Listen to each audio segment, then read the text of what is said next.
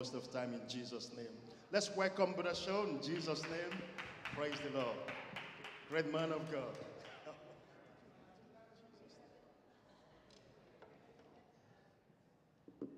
I'm going to move this here because I am short.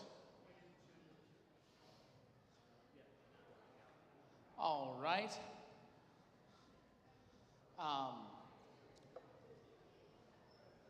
I'll begin in just a second. People are filtering in and out. Some are still enjoying their dessert.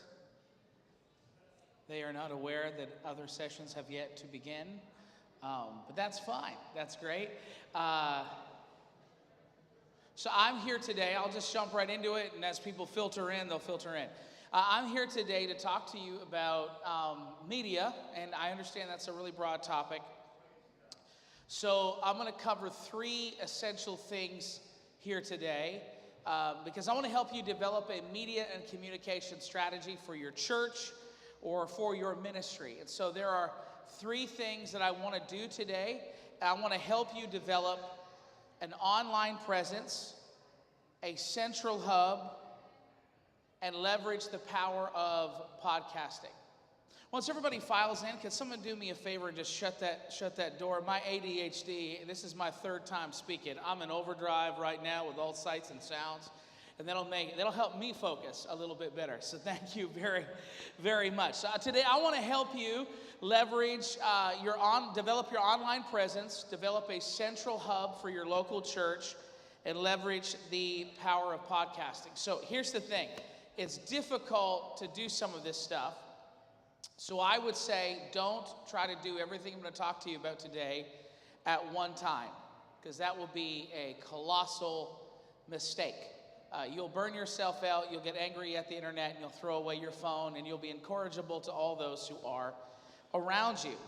But we'll start with this premise, is that you need to be online.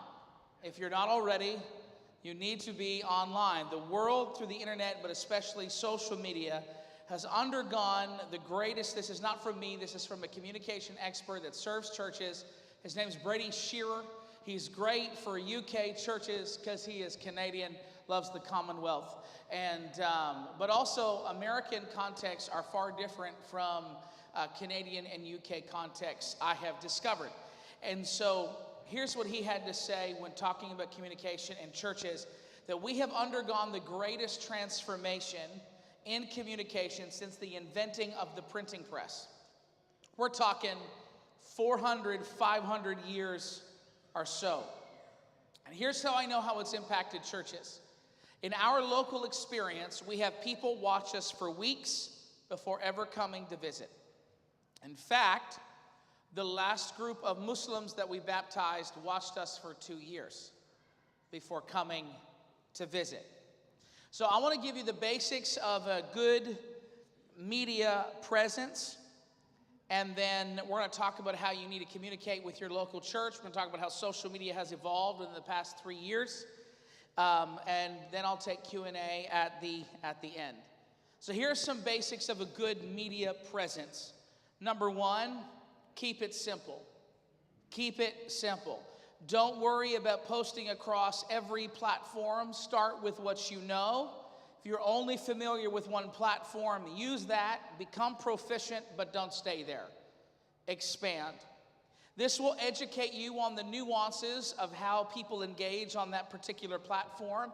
And then armed with that, you can begin to experiment with other apps.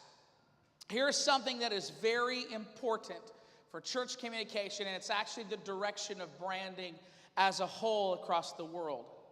Form follows function. If you take a look right now in branding, there is a massive unbranding that's going on. Pringles, if you take a look at Mr. Pringles on the Pringles can, the new cans are coming out, he's lost his glasses, he's lost his hair, and he is just now this flat graphic. COVID, I guess, took a lot out of him, I don't know. But it's an unbranding where things are becoming less and less complicated due to digital clutter. And so when you're beginning to build your online presence, it's important that you don't have a mentality that comes from maybe the early to mid-2000s, where it was all about creativity and design. It's about function. However you can say something simply and directly, do that. The world through social media and even major brands are going through an unbranding, so dial back the need to brand everything as its own unique thing in your local church. I'm not telling you this is the only way to do it. If you do it differently in your church and it works for you, by all means, go ahead. But we've undergone a transformation. In our church, every ministry used to have its own brand. It doesn't anymore. So Revolution Youth is now Life Point Youth. Our Sunday school is now Kids Point. Soon, at one point, will probably be turned into Life Point Kids. Bible study is called Bible study. Youth service is called youth service.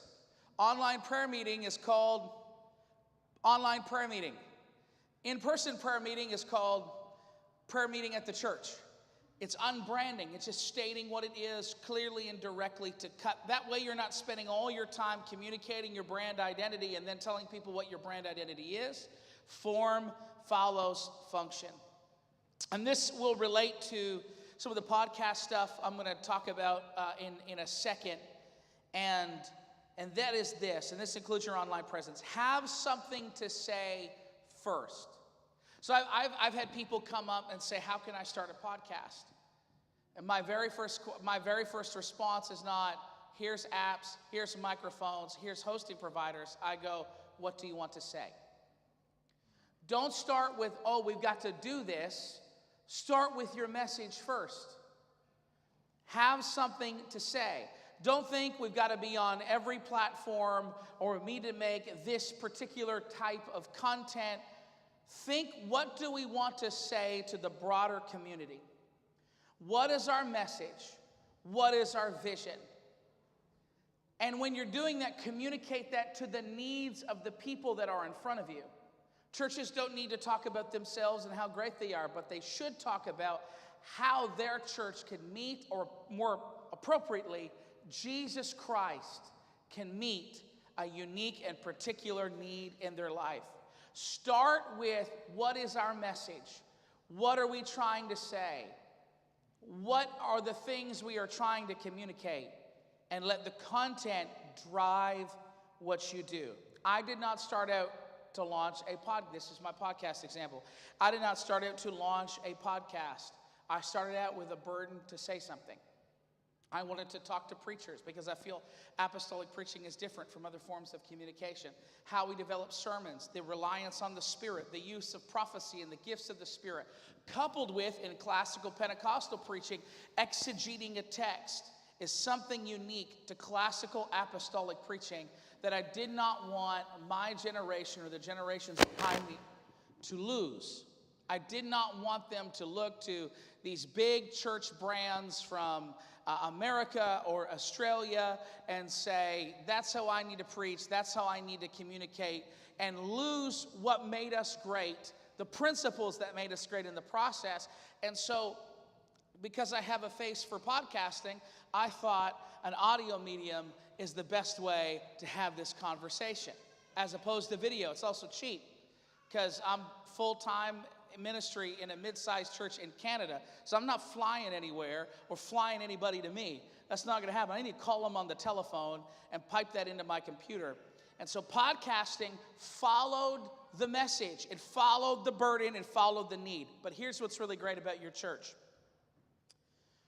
Churches are content creation machines. You may not think you have content. I'm here to tell you, you have more content than what you know what to do with. You just have to identify it, carve it up, and package it for a platform. You have content, more content than what you know what to do with. Here's an example. Here's something we're going to start doing. We haven't done it yet, but we're going to start doing. We do an online prayer meeting. Our most successful prayer meeting that we've ever had is on Facebook. We use an app called StreamYard. People are in their homes. They're not on a Zoom prayer, though some churches do that. And we're a very spiritual church, so people pray in tongues a lot.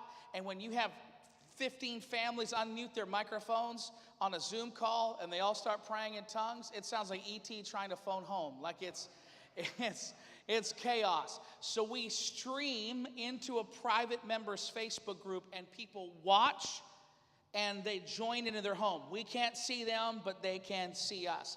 One of the things we're going to be doing is when we come up with our prayer requests, we are going to turn that prayer outline for that online prayer meeting into social points.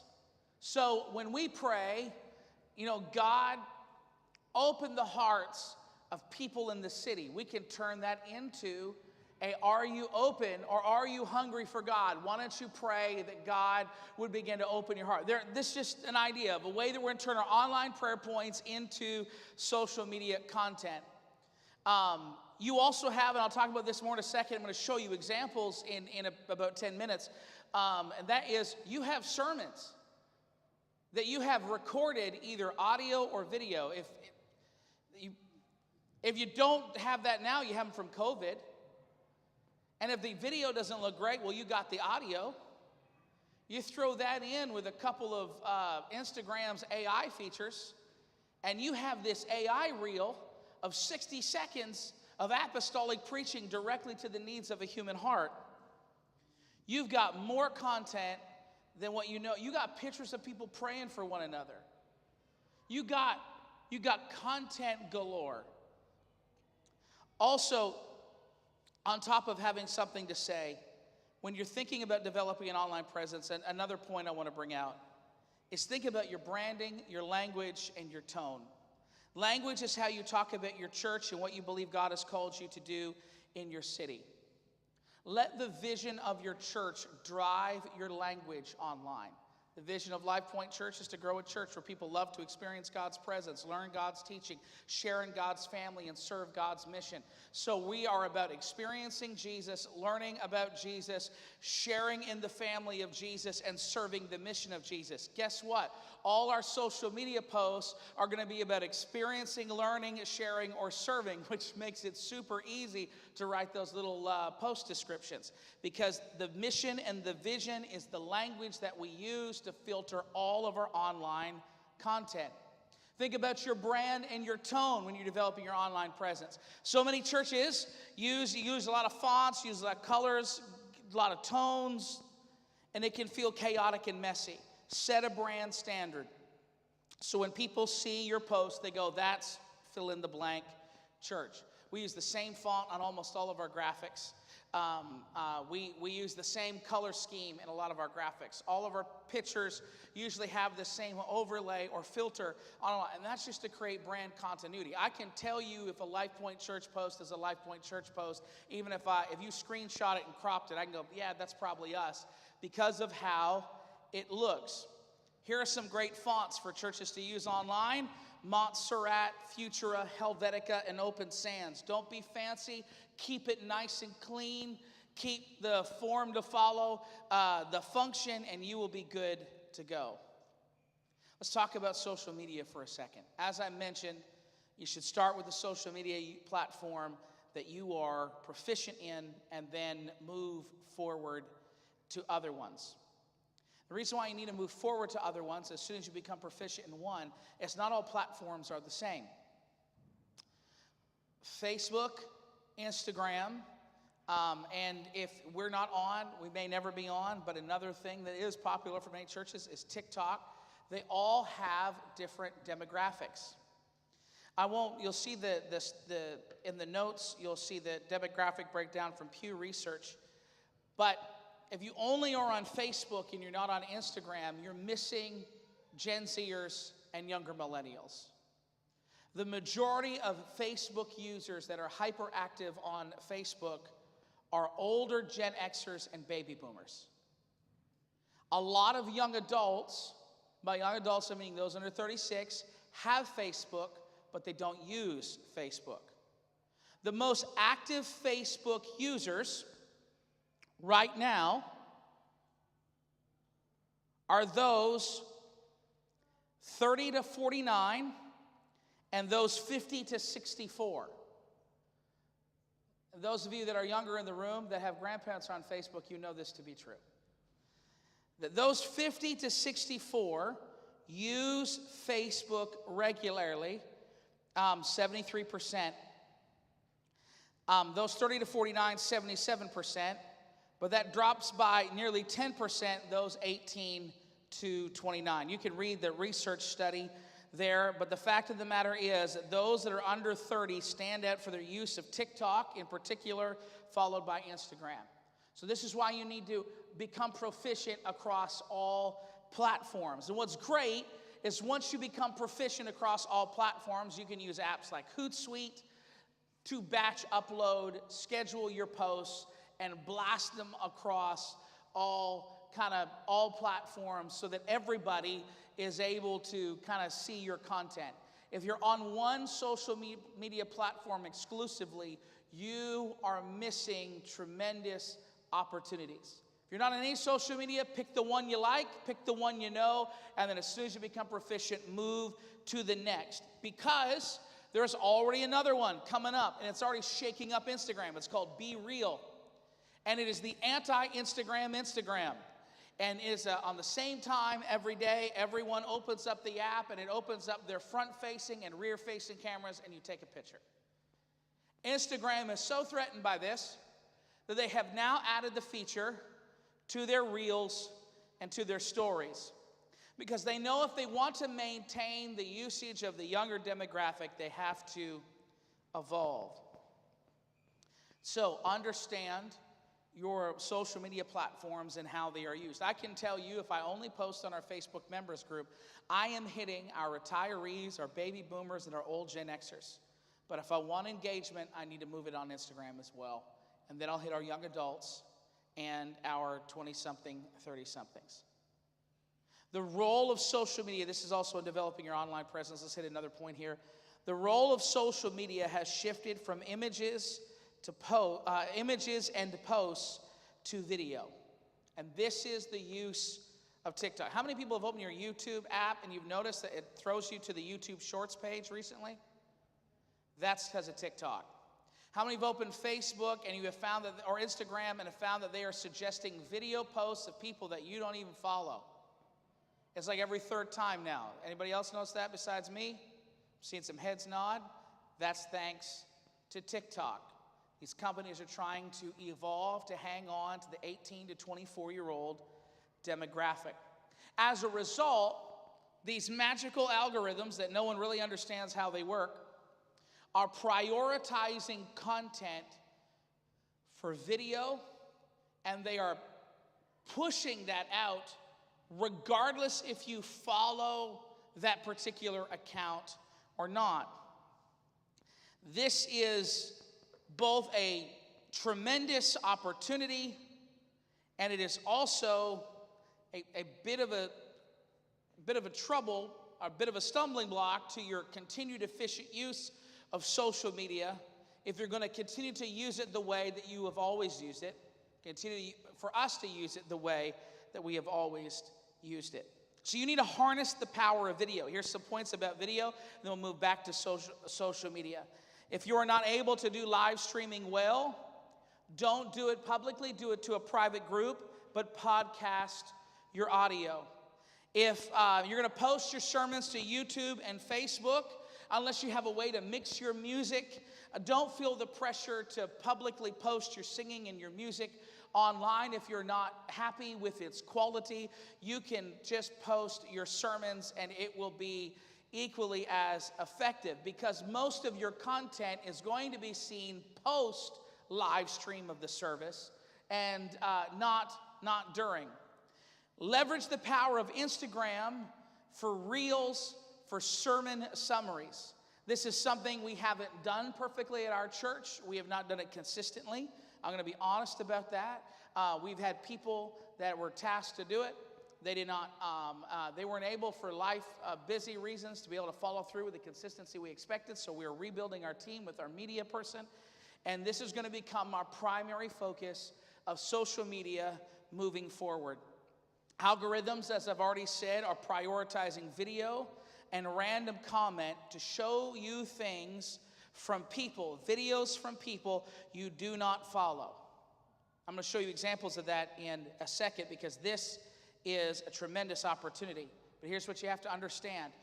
Your use of social media as a church must shift from a way of distributing information to members to a means of evangelism and edification. Because there's a good chance 70% of your members will never see the content that you produce for them in the time you want them to see it. You have to have another way of communicating that to them. That's the central hub we're going to talk about in a second. But our difficult transition that our church is making right now is moving away from using Instagram posts, Facebook posts, and even videos to tell people, come to church for this next new thing. We're developing another means of communication to do that because the way algorithms are prioritizing video content, we are and reels that are very TikTok style on both Facebook and YouTube Shorts and Instagram, that we are trying to turn social media as a means to evangelize our community. Here's what we've discovered.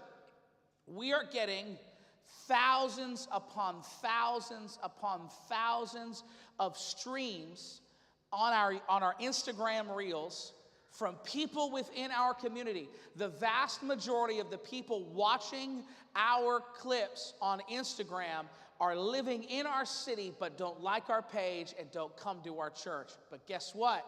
We are leveraging Instagram's prioritization of video to get in 60 seconds a message about Jesus to people that have never heard of him, maybe in this way ever before. And it's awesome. It's giving us traction in our community. It means that we've had to completely reinvent how we talk to the body, but you want to know what? We're figuring that out. We are leveraging this, and here's what's cool, pastors. You don't have to be, and creators in the church, you do not have to come up with brand new content. You just need to use the content you already have. Take that 45-minute sermon and cut it up into 60-second clips. Cut the most powerful moment or a series of moments. Put them together in a video editor and put it online. And that 60 seconds may generate for your church more traction than a 90-minute live stream ever could. I hope it works, because I gave this to them 30 seconds before the service started. Like to keep them on their toes. No, I also forgot to send it. But we have a video of a reel of my dad preaching. We just add the audio to it. You'll also see my security cam.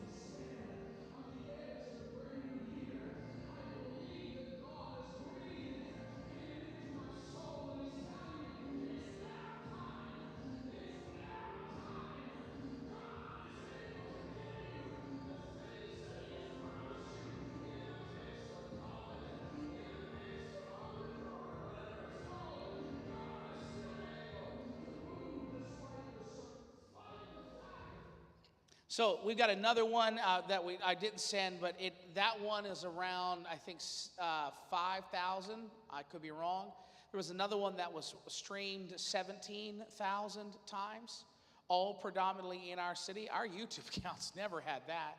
And this was posted when things are beginning to reopen up. Our city had been experiencing unprecedented mental health crises. People feeling like their lives had been just completely shut down for 2 years. And in that small clip, a message went forward that's very passionate. And I want to tell you what, we have not had a problem getting first-time guests in a very post-Christian society by being completely and totally unashamedly apostolic. We've had 75 first-time guests in the past 12 Sundays. We have people crying their eyes out in the altar, and we this is the most calm you will probably see me for the rest of this weekend. We are passionate in what we do. And this message of this clip is that you're coming out of this. God's going to help you. There are promises that are available to your life. There is lower third captions so people could watch this with the audio off. And this is content we already had. This is 60 seconds from a sermon that already had been recorded. So use Instagram Reels for sermon summaries and prioritize that video. But understand that social media is no longer a reliable means of communication to membership. This is a great opportunity. Think now, going forward with your social media, what is effective? What will make an impact? What will minister to the needs of people?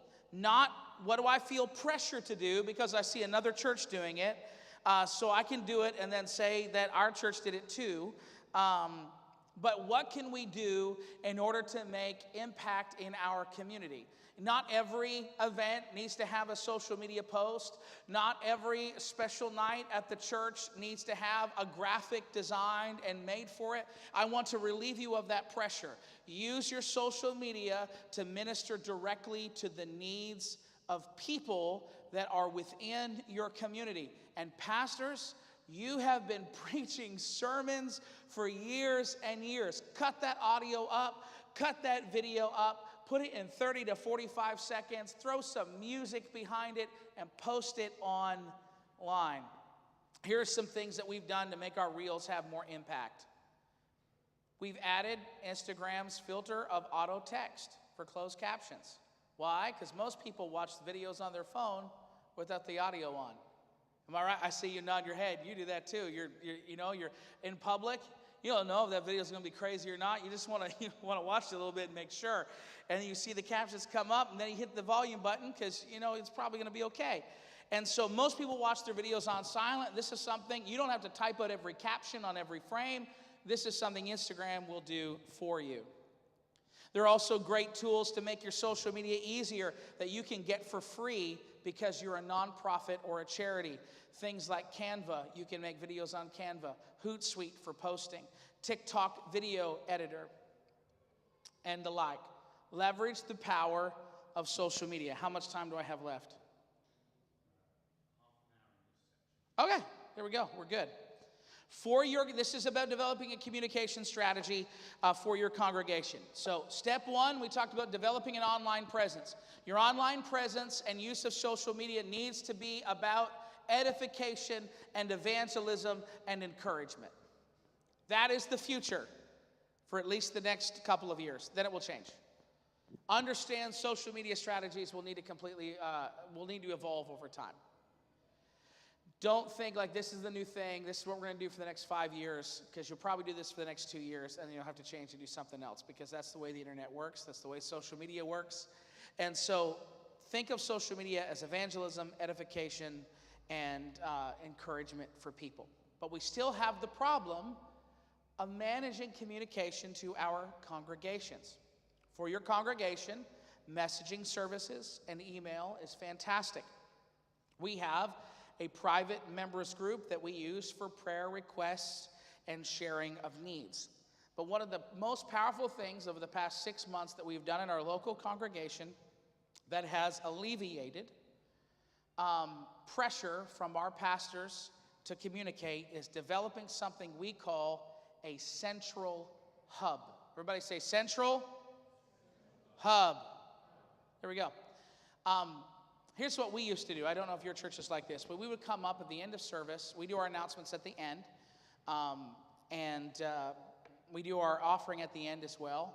And so because once service starts, we talked about, those of you in our values session with family, we talked about the value of our church as we were passionate about doctrine and being spirit-led, spirit-driven, and results. And so that's impacted the way that we develop our services. And so once we start, we don't stop. In fact, when you were on deputization, the fact that you even got an intro before you spoke was that was a big thing for us, because once that first song kicks off the pedal is all the way to the floor. So we don't stop for anything. It's a Mack truck moving down the highway. And then we do offering and announcements at the end. But here's what we found out with our announcements. Like all churches, whether you do the announcements in the middle, the beginning, or the end, you probably have 3, 5, 10 things that you're trying to communicate throughout the week. Here's the problem. Nobody's going to remember it. In fact, that's why you as the service leader have to have it all written down so you don't forget anything. And so if you're the one communicating and you have to have a written list so you don't forget everything, imagine how the congregation feels when they're seated out there and they're supposed to remember it just through auditory processing. So one of the things we have done is we have developed a central hub. And what that has freed us to do is to have one major announcement per service, and for everything else, we push our congregation to our central hub. Our central hub represents all of the next steps that somebody who is a part of our church needs to take in order to develop a deeper relationship with the Lord, develop a deeper relationship with our church, or become informed as to when the next event is. We only make 1, sometimes 2 major announcements per service, and that central hub is there for our members. A central hub is a dedicated website for members that you control the content, and it needs to be very simple and very mobile friendly. It can be as easy as using Linktree, which is a free service. You can use Brady Shearer's content, Pro Church Tools, or you can do what we did, and that is build your own central hub. I tell you, this has alleviated pressure and has increased engagement. Even only it's the fact that it's been live for a few short weeks has been awesome. Can we throw it up? mylifepoint.info. mylifepoint.info. You should see a LifePoint Church logo and then just a list of stuff. I wanted to show it to you.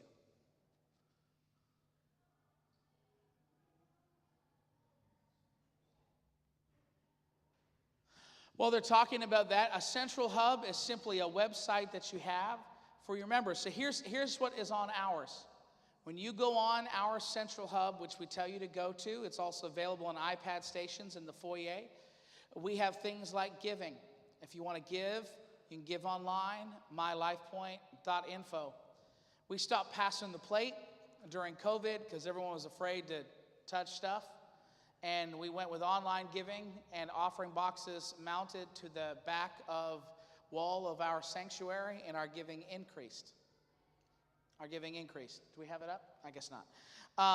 We also have joined a Starting Point group. Starting Point is the first level of discipleship that we have at our church. It's that, if you're in the other session I did, it's the one that is 17 weeks long. That's because we minister in a post-Christian context. You can sign up for a Bible study. You can sign up to join one of our small groups. You can sign up to update your, there we go, almost there. There we go. So we push this like crazy. This is all it is. It's not fancy, because it needs to be functional. Form follows function. Let's go up to the top there, give. Second point, you can, okay, you're going to click on the link? That's cool.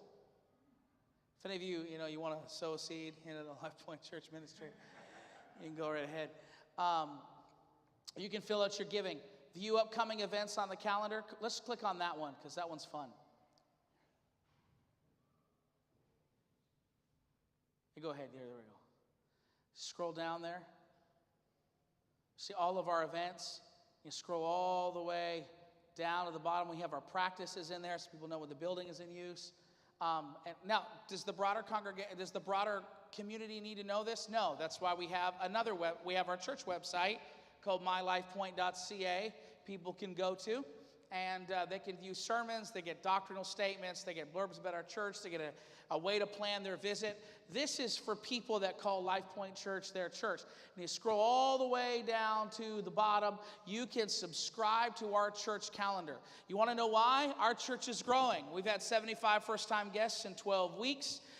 We had, at the beginning of October, we maxed 85% of our seating capacity. We had 187 or 185. That was in church. And that means we had a lot of people. We'll have 300 unique attendees come through the door every 30 days because people work shift work and not everybody comes every Sunday. So you have a couple hundred people that call your church their church, and when they want to know when something is, what do? They come to you, and they ask you when that thing is. You need to have a place where you can go, you want to know where you can find that information? Our central hub, mylifepoint.info. It frees you up for you having to have in the moment, on the spot answers for everything in your church. And pastors, we all know that, just about fell there. We all know that saving space within your brain is really, really important. Let's go back to the main page, if we could.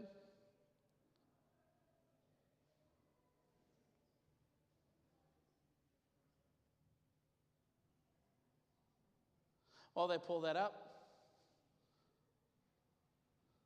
just go back to mylifepoint.info. So we have joining a Bible study group.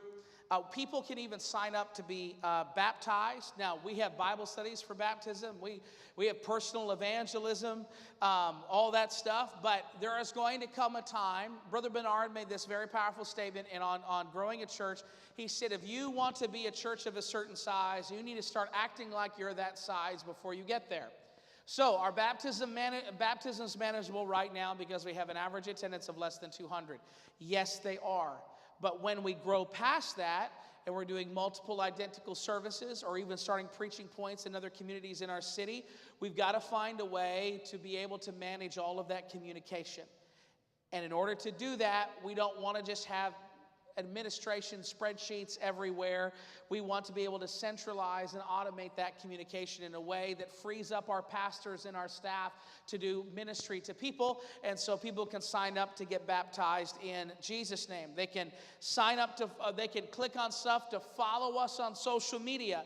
Pretty much every next step that a member or a guest would ever need to make, we put on that central hub.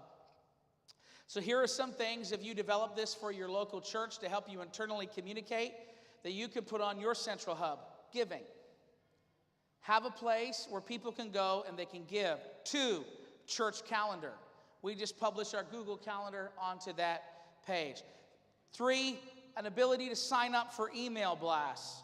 4, if you've got a private Facebook group for your church, have a link on your central hub for people to request to join that group. That way you or your wife, if you're the pastor, or if you're the social media person, doesn't have to remember everybody's name, search them on Facebook, and manually add them to that members group. It's okay to do that if your church is very small, but once you break 75, 80, or 100 people, people have weird Facebook profile names. So you never know if it's them to begin with. Sometimes they don't even have a profile picture.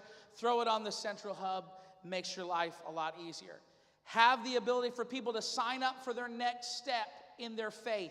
If they're a new believer, if they're a guest to your church. That means if they want to be baptized in Jesus' name, if they want to join a Bible study, if they want to sign up to serve in a ministry, have all of that on your central hub.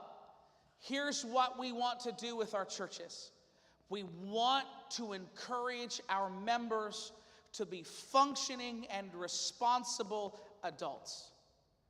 Because as your church grows, it is simply not scalable to take people by the hand and sign them up for every ministry, every event, everything. If people want to be engaged, they need to take responsibility for the next step that you provide them easily in some central hub. And again, you can do this for free on Linktree.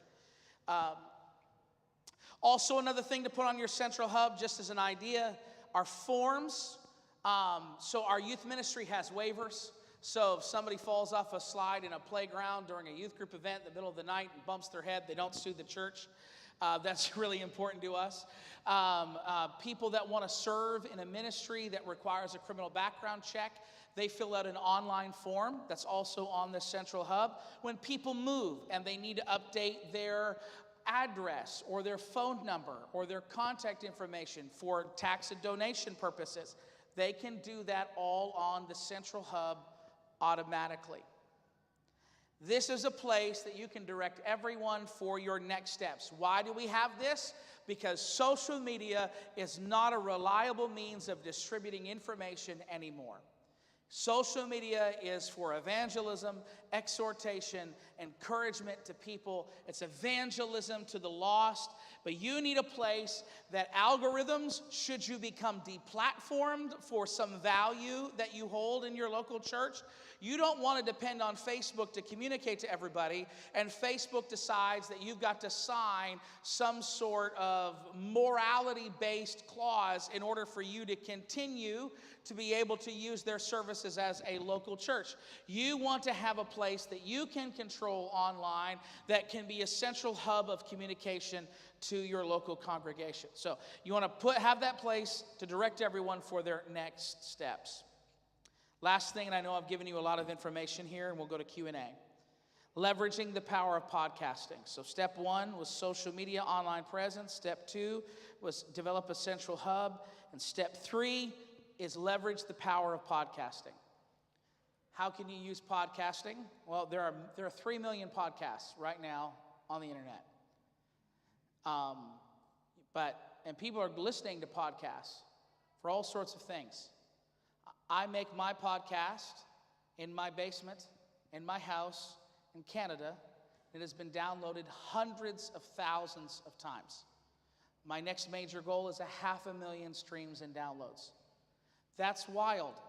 I'm not Joe Rogan, I'm not Jordan Peterson, and I'm not CNN. I'm Adam Shaw, who most of you probably never heard of till you saw the picture of me online before I shaved my head.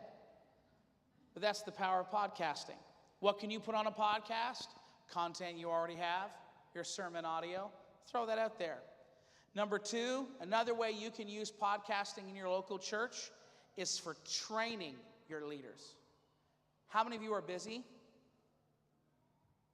Not a lot of you. That's wonderful. Okay, more hands are going up. Training your leaders. What if instead of making all your leaders take a Saturday away or a Sunday evening or a Sunday afternoon away from their family, you have the ability to have an ongoing training system for everyone who serves that is on demand.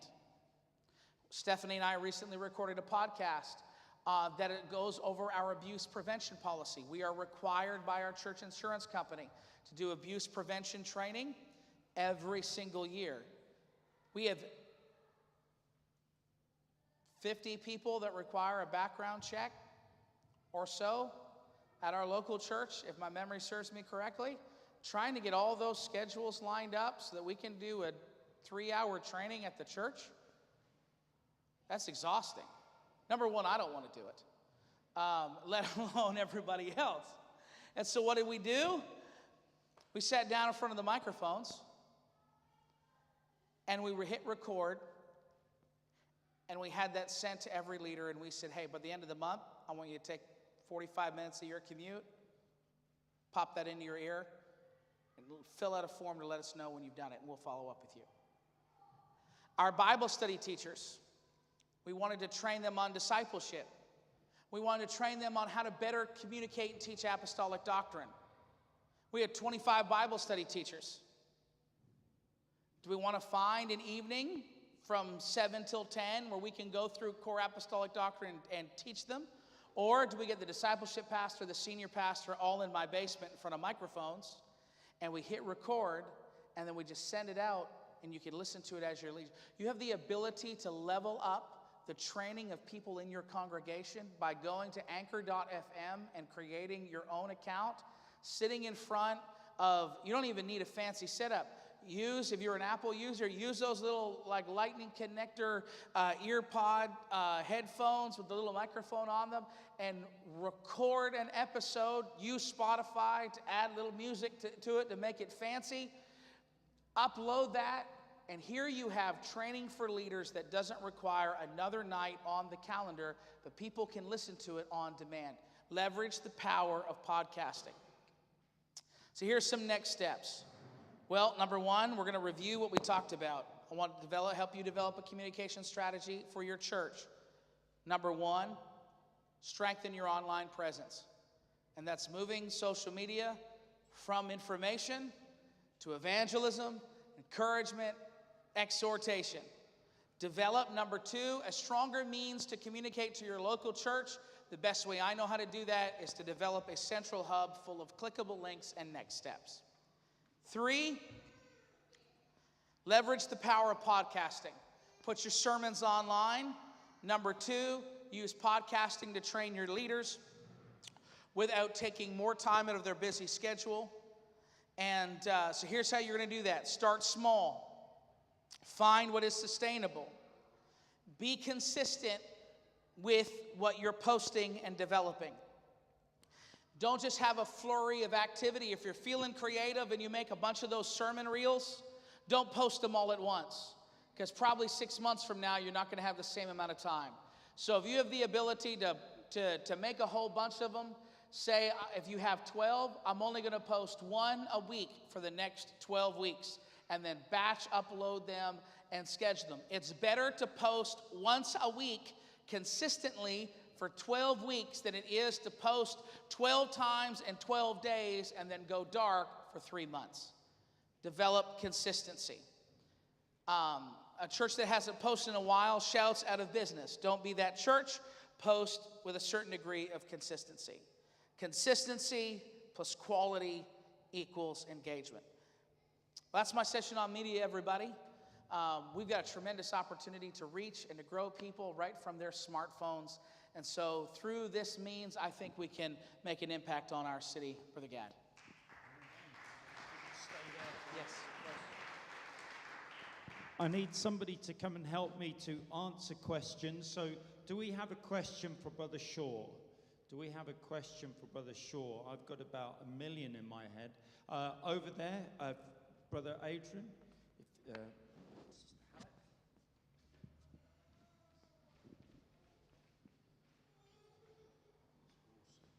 you. So I've got a couple, but I'll do one at a time in case there's others. But the first one is, I know that in the recent years we've seen a massive shift with this, but there are still people in certain demographics that still are uncomfortable around technology. So with all of this going onto a central hub and not being announced and all of those changes, how do you ensure that people are not left behind that aren't as proficient with this sort of thing? I think that's the reason why what you use needs to be incredibly simple. So, and then one of the other ways that we've helped people, like with signups and stuff like that, is we make it available to happen in the building as well as at home. So we had a couple of old iPads lying around that need to be plugged in so they don't turn off because the battery is fried. We put them in little iPad stations we bought on Amazon.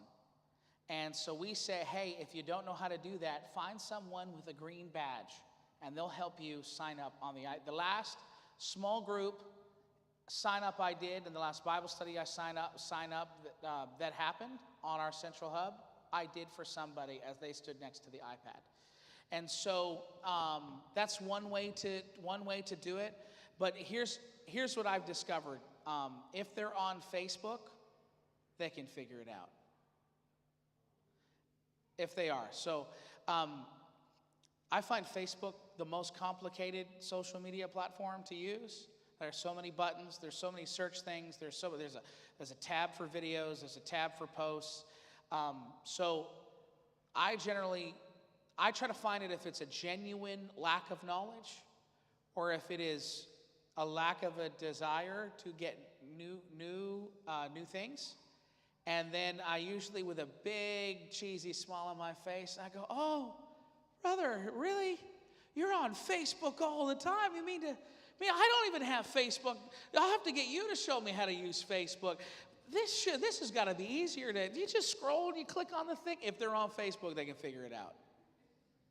And I find if you present people with that option of this is where we're going, of course it's slow and gradual and very painful, but eventually people will get there because they want to be engaged. And so people that told us they couldn't watch services online, well, they're on Facebook all the time now. Sometimes writing in all caps, but still they're on Facebook. Does that answer your question? Yes. So I have two questions, but they're really small ones. How do you decide what new form of social media to adopt? For example, TikTok, it's still pretty new. Snapchat was big before, but it's not anymore. Whereas, Facebook is pretty standard now. Yeah. So how do you decide what to adopt and when? And my other question was just your hub. Is it just a link tree on the website? So our central hub was built by someone in our church who has WordPress proficiency. And we have a church management software system called Elvanto. It's now called Tidely. It's like Planning Center online, which some churches use to schedule volunteers and things like that, except Tidely is a whole lot cheaper. So we don't use Planning Center because we can't afford it. But Tidely was a whole lot cheaper. It's kind of like Church Community Builder, Kingdom Tools. There's another one that a bunch of apostolic people used to work at that got bought up. What's that? Breeze, that's right. Old buddy from the former youth president, Illinois. What's that? That's it, Greg William. I think, does he still work for him?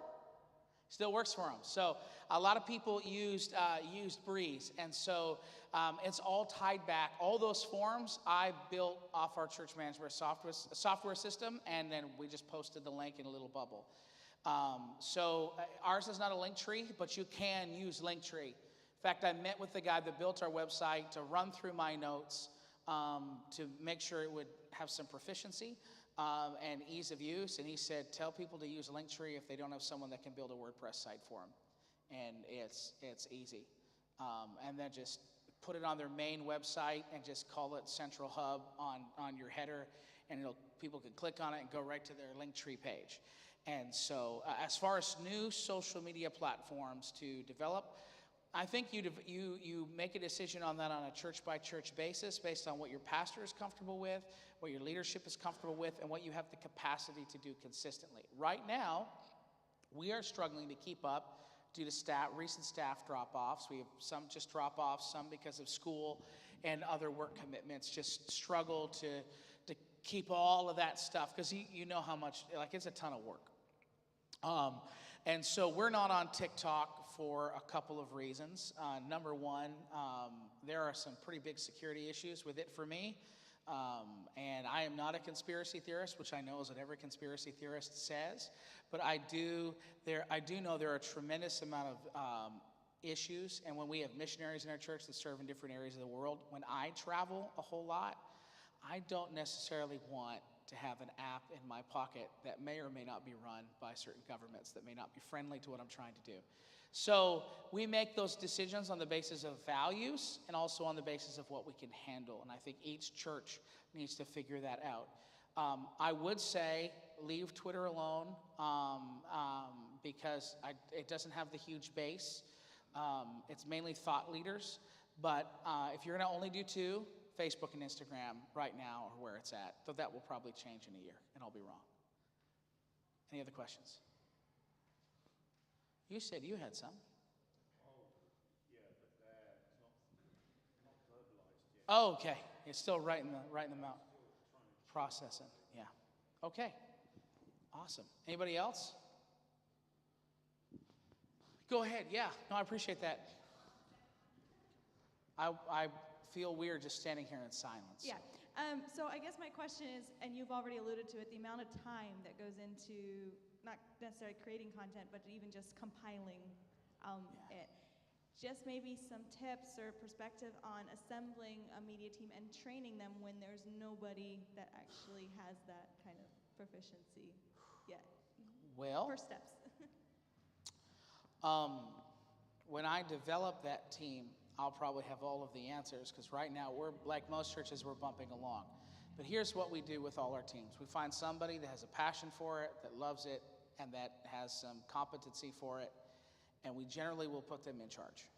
With social media, I also need to trust them, because that's really important. They have the passwords for everything, and they have the ability to make me look like a moron on the internet. So I want to ensure that I trust that person. So have somebody who's competent and passionate and dedicated to the mission of your church, and they get to be the person in charge. And then what I would do to build the team is the more complex the job description, the higher degree of skill required. So you may have people that are great at taking photos, but they can't write a coherent sentence if their life depended upon it to write a post. So you want to know what they do? They take pictures. You may have people that every time they take a selfie, it's like all you see is nose and chin, and it's hazy and it's always blurry, but they can write an okay sentence. They're good at writing an email body. So you're going to write some posts for us. You may have people that are great at video editing, but they're not great at filming. So you give them, you take that YouTube video of pastor's message and you chop it up into 60-second clips. Break each role into as tiny and as small bites as possible, and that's how you build your team with people. Also, I think that's a good ministry strategy, because my goal as a pastor is not efficiency. I'm not trying to get the highest quality people to do all of the work. I'm trying to have as many people yoked to the plow of serving God's mission as possible. So sometimes I got big workhorses that can pull a lot of weight by themselves, and other times I got a couple of sheep or a couple of goats that they're not very strong, but they're got a lot of enthusiasm. I'm gonna connect them to the wagon too. I want to get as many people involved in ministry as possible, period. And so I would say break the roles down into small bites as possible, and eventually you'll find somebody that can do something.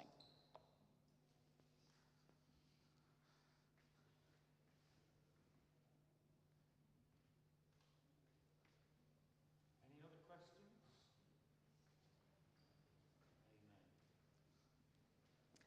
Well, let's just thank Brother Shaw for this huge inspiration of information that he's given us. Thank you so much, Brother Shaw. We really do appreciate it. Let me just say, we have had so much information and inspiration in AHC that I already feel full, and there's still more to come. We're sorry that today has run a little bit behind schedule. We appreciate your patience, but we ran efficiently last night and we only just had enough time. So can you please ensure that you get a bit of rest this afternoon, and then we will be on it at 7:30. If there's 2 people here or 62 people or 162 people, we will start at 7:30 tonight, and we look forward to seeing you there. God bless you. Have a great afternoon, and we'll see you back here. 7:30 we'll be starting off, so get here before 7:30.